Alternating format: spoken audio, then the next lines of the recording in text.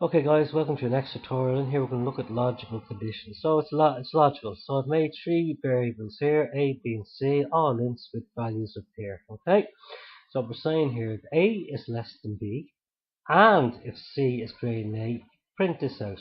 That's only if both conditions are true. This has to be true and this has to be true, okay? It can't just be one or the other, it has to be both. So if we run that, we should get this is true because it is. And this is true, so there you go. Now, we can also put back in here, if I go back here, and I can change the condition.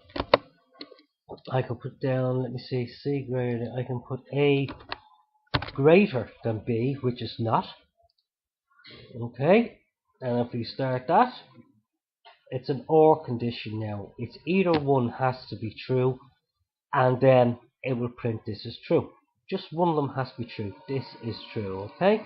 So it's either this one is true or that one is true. And there is another symbol which is where one of them has to be false. It's an XOR thing. I must have a look at it and put something up on it. But I mean, that's this one sorted out. There's a logical. You can have the AND, you can have the OR, both true, or one can be true. Alright, take care. See you in the next one, guys. Bye bye.